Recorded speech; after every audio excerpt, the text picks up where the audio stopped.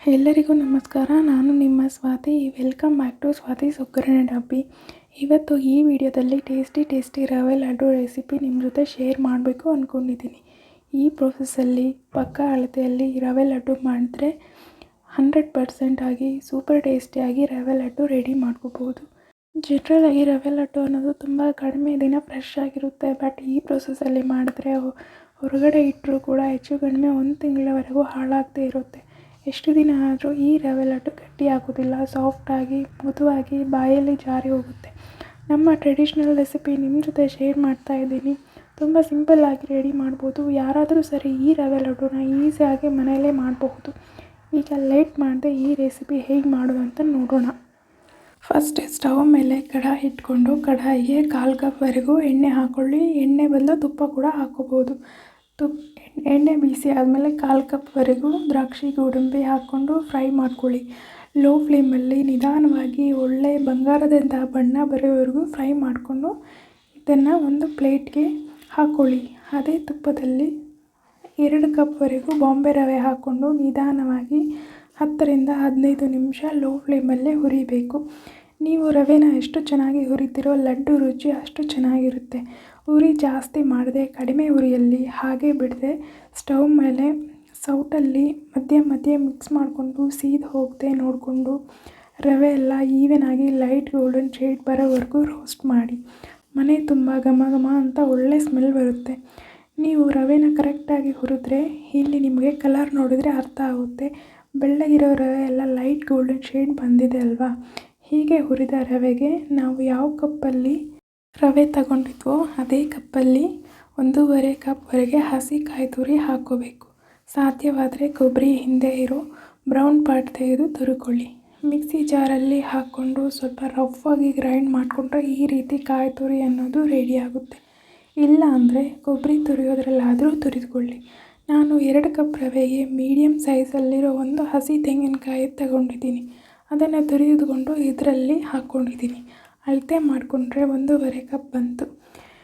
ನೀವು 1 ಕಪ್ನಿಂದ 1.5 ಕಪ್ ಹಸಿ ಕಾಯಿ ತುರಿ ಹಾಕ್ಕೋಬಹುದು. ಬಟ್ ಹಸಿ ಕಾಯಿ ತುರಿ ಹೆಚ್ಚಾದರೆ ರವೆ ಲಡ್ಡು ಟೇಸ್ಟ್ ಇನ್ನೂ ಚೆನ್ನಾಗಿರುತ್ತೆ. ಹೀಗೆ ರವೆಗೆ ಕಾಯಿ ತುರಿ ಹಾಕಿದ ಮೇಲೆ ಮತ್ತೆ 10 ನಿಮಿಷಗಳ ಕಾಲ ಲೋ ಫ್ಲೇಮಲ್ಲಿ ರವೆ ಜೊತೆ ಕಾಯಿ ತುರಿನ ಹುರಿದುಕೊಳ್ಳಬೇಕು. ಅವಸರವಾದರೆ 1ರಿಂದ 2 ಟೇಬಲ್ ಸ್ಪೂನ್ವರೆಗೆ ತುಪ್ಪ ಎಕ್ಸ್ಟ್ರಾ ಹಾಕ್ಕೊಳ್ಳಿ. ನಿಧಾನವಾಗಿ ಸೌಟಲ್ಲಿ ಮಿಕ್ಸ್ ಮಾಡಿಕೊಂಡು ತಳ ಅಂಟದೆ ಹುರಿಬೇಕು. ಟೋಟಲಾಗಿ ನಾನು ತೆಗೆದುಕೊಂಡ ರವೆ ಕ್ವಾಂಟಿಟಿಗೆ ಇದನ್ನೆಲ್ಲ ಕೂಡ ಹುರಿಯೋಕ್ಕೆ ನನಗೆ 20ರಿಂದ 25 ನಿಮಿಷ ಟೈಮ್ ಹಿಡಿತು.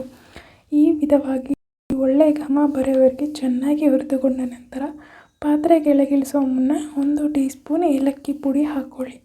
ಎಲ್ಲ ಒಂದು ಸಾರಿ ಮಿಕ್ಸ್ ಮಾಡಿಕೊಂಡು ಸ್ಟವ್ ಆಫ್ ಮಾಡ್ಕೊಳ್ಳಿ. ಫ್ರೈ ಮಾಡಿ ಪಕ್ಕಕ್ಕಿಟ್ಟ ಡ್ರೈ ಫ್ರೂಟ್ಸ್ ಬೌಲ್ಗೆ ಹಾಕಿ ಎಲ್ಲ ಮಿಕ್ಸ್ ಮಾಡಿ ಪಕ್ಕಕ್ಕೆ ಇಡಿ.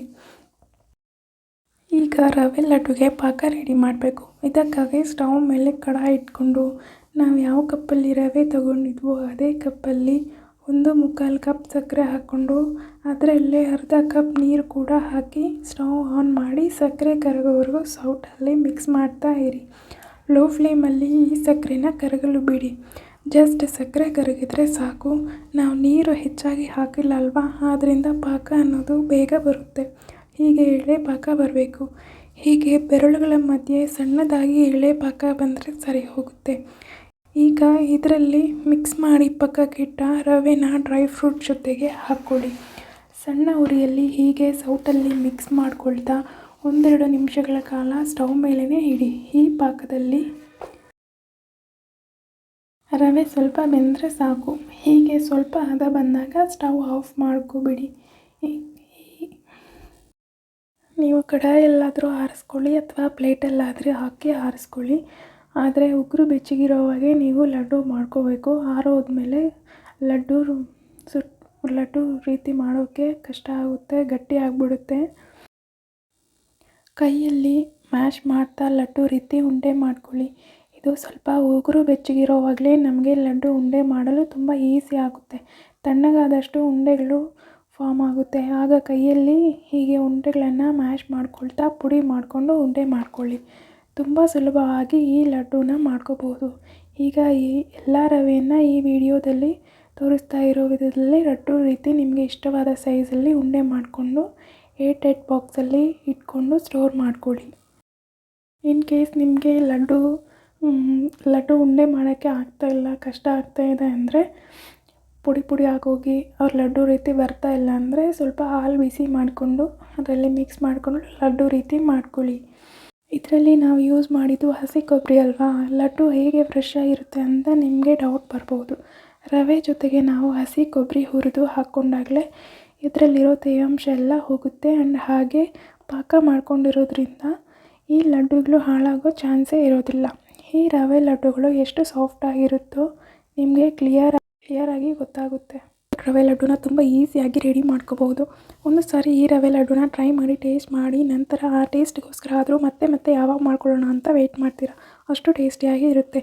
ನೀವು ಕೂಡ ತಪ್ಪದೆ ಈ ರವೆ ಲಡ್ಡುನ ಟ್ರೈ ಮಾಡಿದ ಮೇಲೆ ಟೇಸ್ಟ್ ಮಾಡಿ ನಂತರ ನಿಮ್ಮ ಫೀಡ್ಬ್ಯಾಕ್ನ ನನ್ನ ಜೊತೆ ಶೇರ್ ಮಾಡೋದನ್ನು ಮರಿಬೇಡಿ. ವಿಡಿಯೋ ಇಷ್ಟ ಆದರೆ ಲೈಕ್ ಮಾಡಿ, ನಿಮ್ಮ ಫ್ರೆಂಡ್ಸ್ ಆ್ಯಂಡ್ ರಿಲೇಟಿವ್ಸ್ಗೆ